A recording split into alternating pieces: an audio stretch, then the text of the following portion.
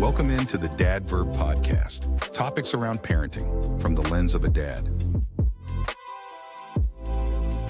Hello, everybody, and welcome into another episode of the Dad Verb Podcast. I'm your host, or one of your hosts, Ben. We've also got Muamer, Andrew, Saunders, and Nate. So we've got 4 hosts today. We're going to be discussing a couple of different things, but we're going to start with a tweet that is getting a lot of attention out there from a user called Justin Murphy.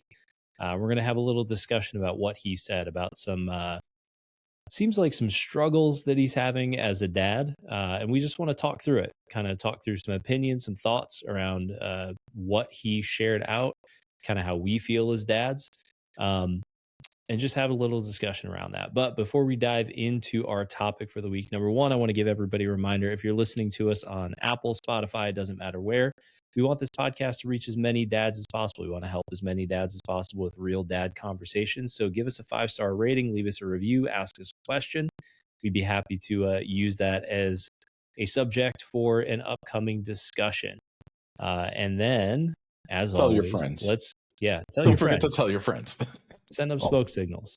Yeah. But we are going to do our sick check as we do every week and see who is surviving out there. So, Muamer, let's start with you.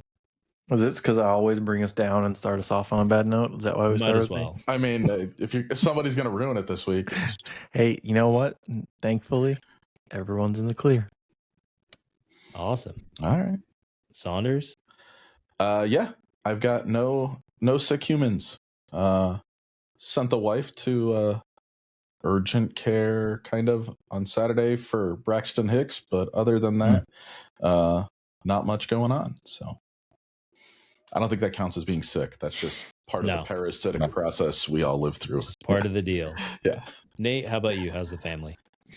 I'll tell you, last time I bragged about being clear, and then less than a week later, I went 5 for 6 on influenza A, which was nice. But currently we're 1 for 6 and spiked to 101 temperature this morning. So, oh man, my youngest daughter is staying home today and tomorrow. And what's really sad is she's supposed to receive the trophy for the fantasy football league that she won tomorrow night. Wow. And so she's bumming. It's hurting hard on that one. It's hard. Yeah. All right, so we're 1 down out of 4.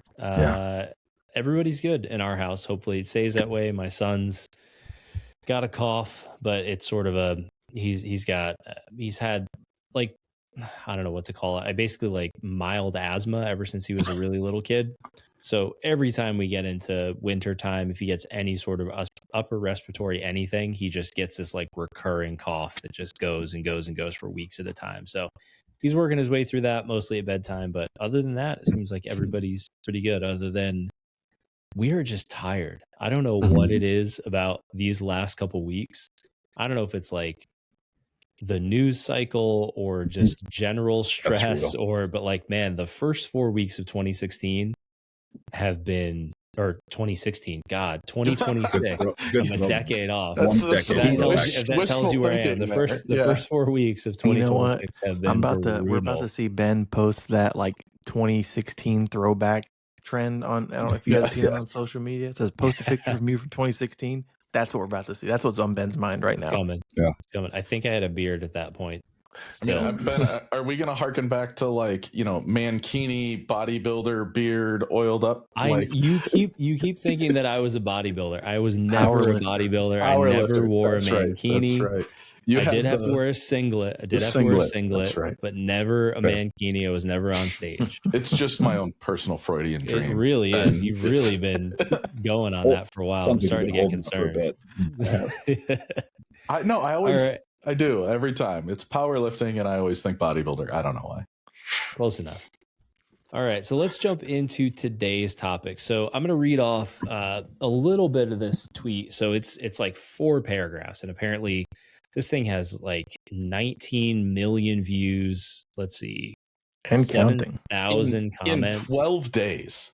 Yeah. He put this up January 3rd, and it's sort of interesting, right? Like his perspective on how he's dealing with his kids. So I'll read off the first 2 paragraphs and then we'll summarize a little bit.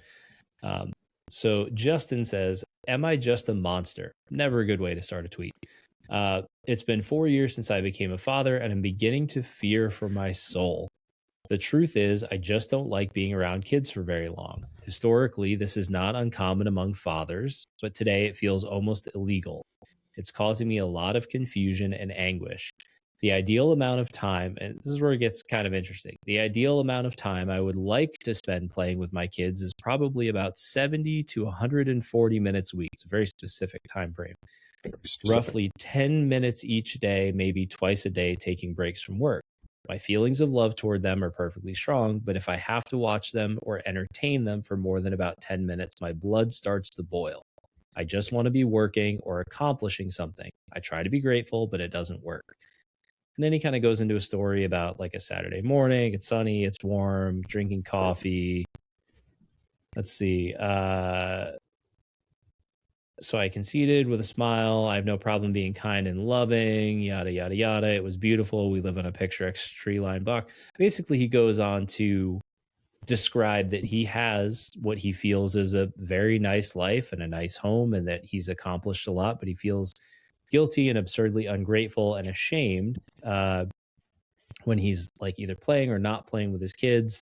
I have all of this perspective rationally, and I've been very patient and steadfast trying to digest it, but nothing fixes me emotionally. So his sort of question is, am I a terrible person, or is my feeling within a certain range of historically normal and it's modern parenting norms that are off? Whether it's my fault or not, I don't even care. I just want to figure this out. So in a way, it sounds like he's asking for thoughts, opinions, help, advice, and realistically, it sounds like he's having a hard time spending time with his kids, right? Mm-hmm. So I will say, so his kid sounds like I don't know if he has one kid or more than one. It's been 4 years since I became a father. So we've kind of been chatting about this in our household too. So I will say, and Saunders, you can attest to this because you got another one on the way. If you think, and I hate to say this, if you're a new father and you think that life is going to get easier as your kids get older, that's funny. It is fundamentally untrue. To be honest, my opinion, the infant stage, the sort of newborn stage, even with the sleeplessness and the, gassiness and being thrown up on and sort of learning all the new stuff around fatherhood, I actually thought that was significantly easier than where we are today. My kids are just about 3 and 5. It changes very rapidly. And they get harder. Doesn't mean you don't love your kids, but we can all admit, I think, parenting is the hardest job we have, trying to raise good people. Some people might not love their kids, but that's a different topic. Yeah. Some people may not love their children, but those are people who probably didn't want to be parents in the first place, deep down. I'm not even going to say it gets harder, because I don't feel like it's harder. It just requires more active attention, right? It requires a lot more movement of my even when they were running and they were nonverbal, that was at least something where I'm like, I only have to keep my eyes on you, my verbal brain, and my they can do other things, right? But I'm at the point where 30 seconds doesn't go by without a question, right? Without it's a constant barrage of information gathering humans, and God bless them, because we really try and answer Mm-hmm. truthfully. And today, a great example of this, and I know my 3-year-old had no idea, but the cross, when you're backing up and you get the alarm on your car, the cross, what's it called? Rear collision, or whatever. Rear collision, cross traffic alert. Yeah. And she's like, what was that? And I'm like, well, that's the cross traffic alert. That's what happens when a car drives perpendicular to us behind us. And I was like, I have to explain what perpendicular means. Okay, so perpendicular. So when we're driving vertically like this and a car goes horizontally like this behind us, that's perpendicular. You gotta start breaking stuff down. Yeah, and I was 10 minutes into an explanation. Why are you using the word perpendicular with your kids? Just say it drove behind us. That's on you. Yeah, Because I saw Yeah. you because make I Yeah, had that a kind of you articulate brought 3-year-old. that you Okay? brought that on I would yourself. have never said the word perpendicular to my 3-year-old. So I hear you. I understand I'm doing some of this to myself, but I also have a little 3-year-old who's got like great diction and a 2-year-old who's following her. So, mhm. use the big words. And Yeah. I will say, like, kind of the second paragraph here, when he says the ideal amount of time I would like to spend playing with my kids is probably around 70 to 140 minutes a week, right? So that's out of a Couple week. hours. 10 to 20 And minutes a day. yeah, right. 10 to 20 minutes a day. So, I mean, listen, I get it. Not that I agree, yeah, but I get it because there yeah. are days where it's just like, I'm just gonna take you to the grandparents' house and you're their Mhm. problem now. Your loving problem. It's not, Mhm. but it's I need a break. And I know it's hard because not Mhm. everyone can do that. And so I think there's this like weird sense of pressure. But what's interesting is like the more I dug into Justin Murphy, and we were talking about this a little bit before we started the pod, but the more I dug into him and like his background and what he does, and like I tried to put myself in his shoes to understand like how's this guy gonna feel with almost 20 million views on this tweet about Right. his parenting style. Honestly though, he seems like he might have a job, but he's also like self-publishing books. So like there's this aspect of self-employment where we've Mhm. talked about on the pod too of like when you are in like provider mode, your brain is like Right. split elsewhere. And he talks about a little bit where it's like in the past it was probably a little bit different, but in my mind it's like not necessarily hating your kids and only wanting to spend 10 to 20 minutes a day with them. Again, different episode, but I feel Mhm. like I can get overwhelmed. I can do all of these things, but at the Mhm. same time too, if I am the provider, especially if I'm self-employed, like it's on me, right? Like I could be working, Mhm. I could be sending a proposal, I could be doing so many other things. And it's this weird like guilt and pressure of having to be like the bluey level dad type Mhm. 24/7, knowing when to pause, when to turn it off for work, and then trying to find a balance. Like I think it is really, really hard in the age that we live in because I think we have this sounds terrible. People are going to roast me. I was going to say, I think we have overcorrected in modern like fatherhood parenting, right? Because there's Mhm. this whole aspect of like millennial dads and this like generation have never been more present. And that's good. And I'm not saying that should change, but I think there's like the work life balance hasn't changed either. So we're Mhm. still figuring it out. Well, I and mean, the reality is we are more productive and have more demands for our attention. I think Oh there's a yeah. couple things here because like we have one, I get the whole provider thing and being self-employed and constantly thinking about work. But to me, it sits in the realm of if I'm really busy because so my wife and I, for example, right, like up until November, I was working full time and creating content. She works full time and runs a travel business. Plus, we have all the kids' activities and school. And we have a kid in kindergarten, right? So that's I wake up at 5 a.m., get him up at 6. We're off to school by 7. Drop the kids off, go to work, come back, pick them up by 2 o'clock. And then from 2 until probably 5, I'm solo parenting with my 5-year-old until my wife gets home with our 3-year-old, and then all chaos breaks loose until bedtime. And then it's more work until 11:30, 12 o'clock at night. Yeah. It does get, it's a grind, right? It is a grind. You get burnt out both, emotionally, mentally, as you said, Saunders, answering questions all the time. well, and But there are days when you don't. mentally, it's Sorry, I was gonna mentally, it's say. like I have to mentally prioritize what really matters. Mhm. So for me, I have to sit there and go, okay, what are and I call them like my non-negotiables, right? The things that no one else can do. No one else can spend time with my children like I can, right? My wife No. can't. Nobody else can do that except me. Nobody else can spend time with my wife, right? Like nobody else can be that family man except for me. That has to be a non-negotiable. And so if I'm sitting there and saying, okay, what are my priorities? And earning is one of them, but raising good people is number one, then I have to mentally prioritize that. And sort of when I restack everything, it makes it easier to know that the time I'm spending with them is not time wasted. It is time spent building a better family that is more capable, that is more resilient, kids that are more resilient, that are more well balanced, so that I Yeah. don't have to spend time down the road managing that because I Fixing didn't that. spend time with them. Right. Fixing Right. it.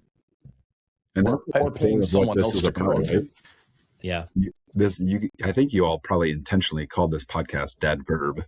Like, this is a choice to make an action. And, like I shared before, like, I didn't think I'd necessarily have the choice to be a dad. And I think what he's talking about, we've all felt it, right? We've all felt like, hey, I need to go on vacation with my wife to rekindle that, or I need to go have Yep. some solo time.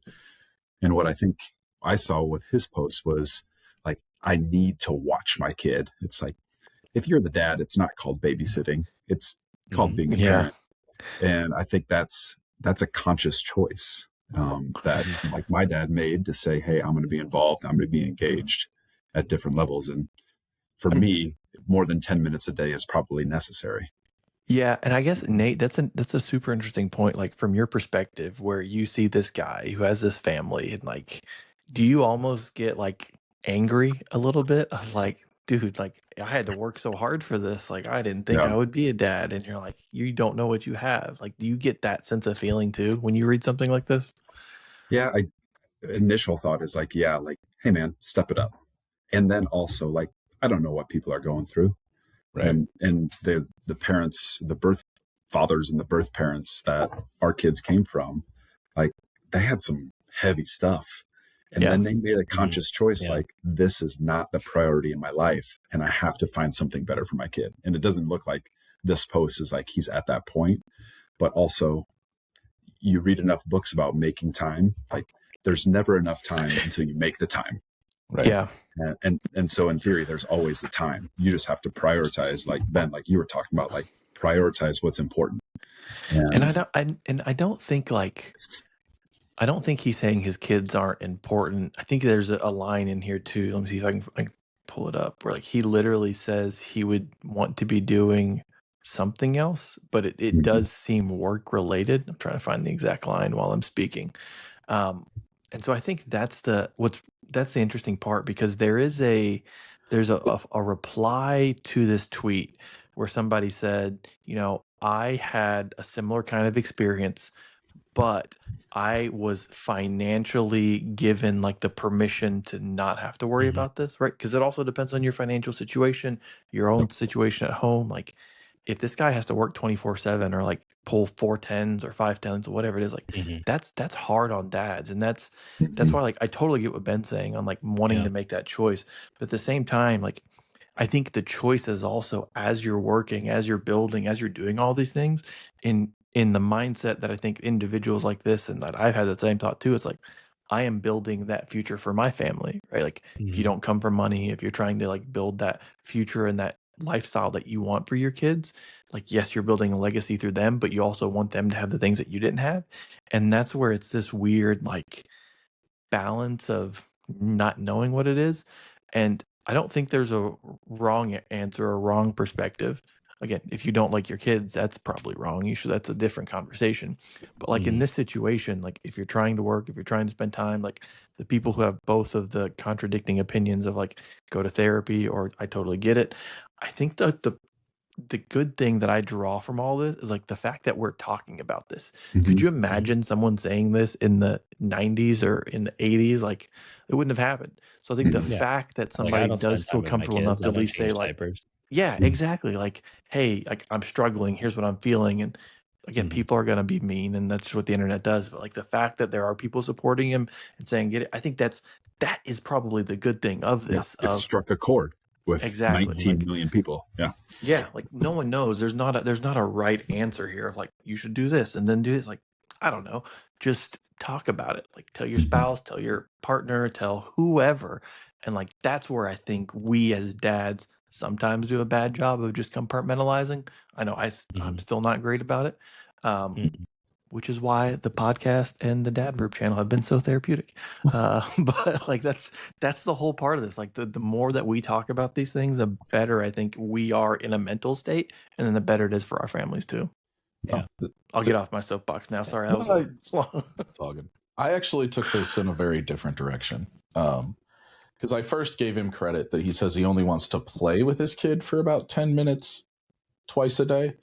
And then my brain went, okay, but is he making dinner? Is he doing bedtime routines? Is he still parenting other ways? And that's not brought up in kind of this context.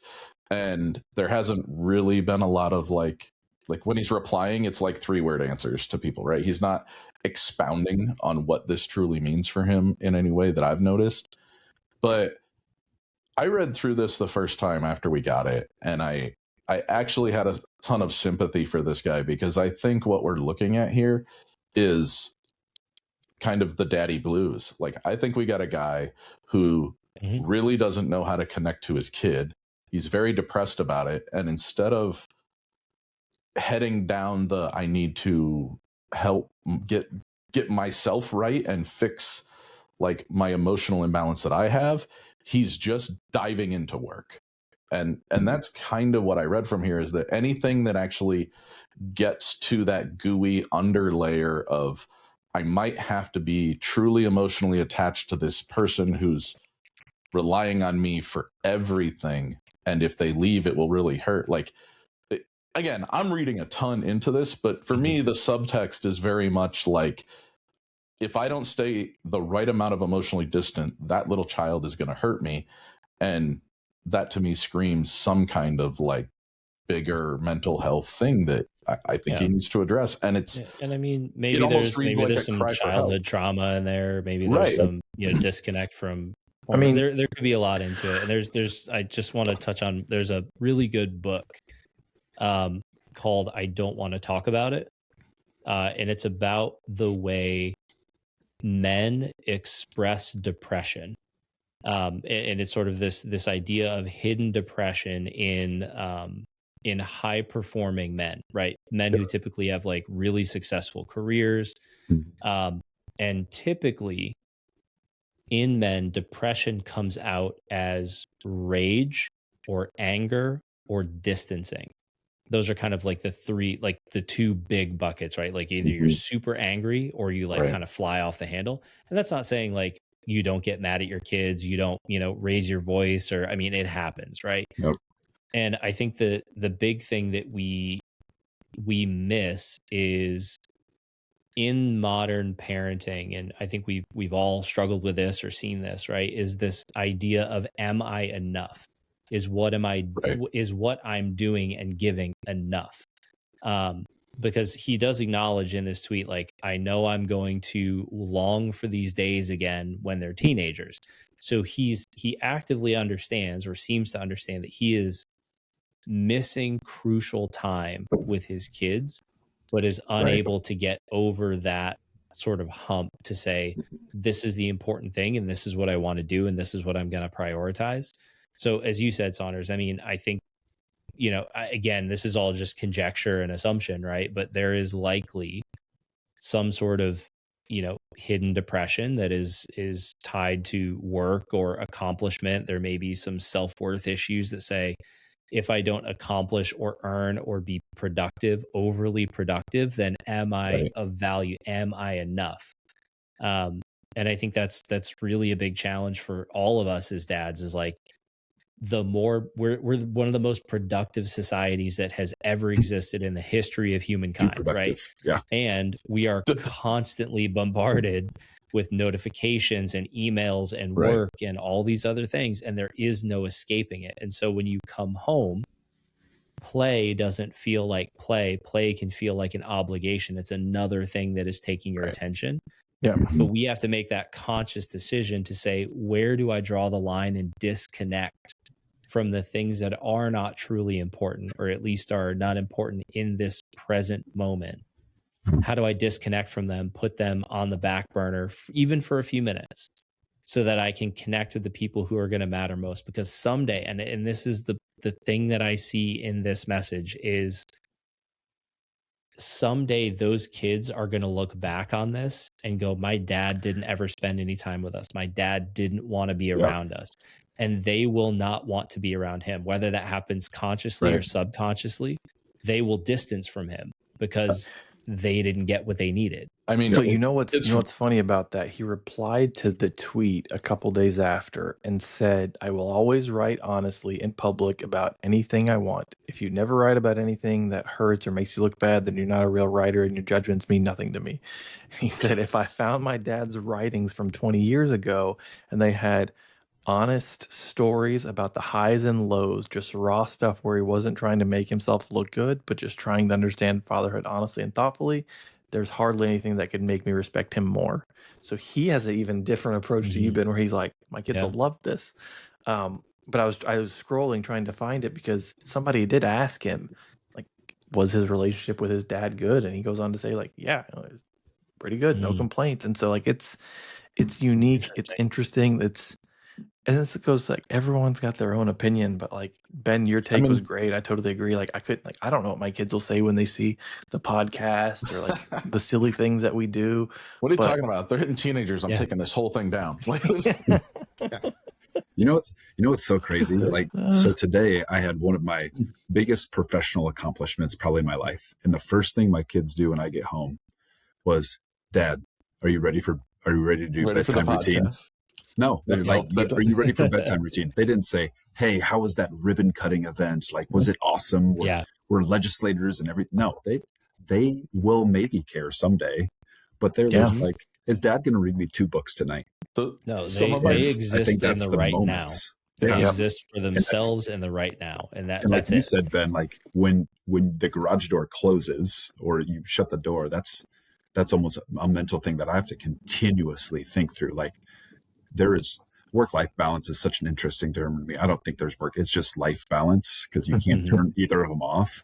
Right. But it's like, how do I flip the switch and realize like these 4 under 10-year-old kids are like, "Dad's here now. Let's eat. Let's do this thing. Let's play Trouble until he can't play it anymore." And putting that effort into it is a part of what you sign up for, because being dad is a choice. Right. Yeah. I mean, I think one of the things I really think we need to acknowledge here is that Justin has a PhD and has written 2 books in the last 10 years. I mean, I think he graduated in 2018, right? Like, the guy's on it, right? He's obviously got some brains behind it. I mean, and I really do think he intellectually understands what's going on. And I think he's having that vulnerability, courage moment, right? And he's trying to figure out how to get through it. And, or to be validated or to community, be validated, right? Right. To have the community come back and be like, "You're fine, dude. You're there. You didn't run away. Like, check the first box and let's grow." Right. But on the other hand, if I only played with my kid 10 minutes a day, I think they would be livid with me or distancing. And I think that falls back after to a period of time. Like, And if it reminds me of Cats in the Cradle, the song, right? Because I'm ready for this. I'm ready for this. You haven't heard Cats in the Cradle? No, I have. I know exactly. I'm trying and we're ready. I'm like, how is he going to make this connection? No. So in the song, the dad never has time for the kid.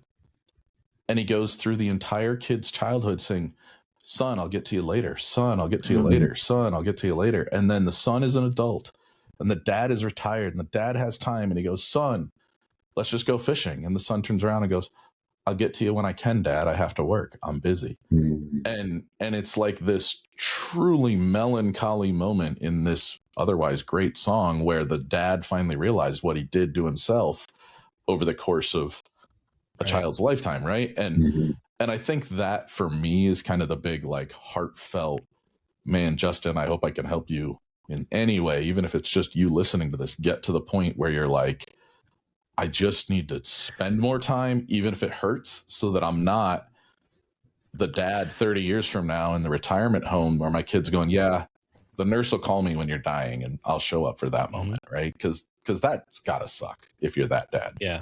I can't imagine that. Yeah, and it's I my kids are like, anytime anyone that has to travel for work probably feels the same. Like anytime I have to leave, like I feel like my kids punish me, like because they value the quality time. So like they don't want to talk to me when I'm gone. They don't want to get on FaceTime. Like they'll be happy when I'm home, but they're like, no, you're not here. Like My 4-year-old's already manipulating me. I will drop her off at preschool, go work my 8-hour day, come home, pick her up from grandma's house. We've been apart maybe 9 hours. She's like, Dad, I missed you. And it's like, oh, you're killing me, kid. We've been apart for 9 hours, and I spent the entire time figuring out how to feed you tomorrow. Like, my oldest will preemptively, like when he's gonna go to grandma daycare, he will be like, Daddy, you're gonna miss me? I'm like, dude, like of course. Like why you gotta make me feel that? You haven't even left yet. Yeah. Man, little emotional manipulators. That's what we're raising. All right. Yes. They know what they're doing. Well, awesome. I think this is a good discussion. I know we're coming up on our time for this episode. So any final thoughts before we wrap it up? If you want to really see how kids perceive their fathers, go watch YouTube videos on the children for like Lincoln Park or some of the Olympic athletes, because every one of these parents seems to catch the right moment where their teenage kids like, what do you mean you know how to do a backwards cartwheel on a balance beam? And then mom's like, yeah, go look me up on YouTube. Here's my 18-year-old Olympic gold medal. And the kid's just like, you're my mom, right? Like those videos are becoming ubiquitous, and they're all excellent, but I think it frames how your kids see you versus how the world sees you, right? There was an interview with Macaulay Culkin where he showed his kids Home Alone, and they were like, hey, Dad, they looked at a childhood picture of him and then looked at the TV and they were like, hey, that kid looks like you. And he goes, oh yeah, it sure does. It sure does. Yeah. He was like, my kids haven't made the connection that I'm the kid in Home Alone yet. He said he's purposely keeping up like the charade, like he's like, I'll just let it run as long as I can. Yeah. But I mean, but it's a very, if you can absorb it in the right way, it's an interesting perspective to grasp, right? Because it teaches us all something. Anyway. Yeah. Well, awesome, gentlemen. Good conversation. As always, if you guys are out there and you're struggling with anything like this, one of the most important things you can do is to not suffer in silence. Find a community of dads, whether that's on our Discord or online somewhere that you can talk with people. Talk to a therapist. I would encourage everybody to go to therapy if you can, even if you don't think there's anything going on with you. Just having somebody to have an objective conversation with that can provide you some, whether it's validation or pathways or tools to deal with some of the constant stresses and demands of being a parent are going to be helpful. So that'll do it for this episode of the Dad Verb Podcast. As always, please, on whatever platform you're listening on, go and give us a 5-star rating, leave us a review, leave us a comment or a question, and maybe it'll make it into the next episode. And we will see you all in the next one. Peace. Peace. Yeah.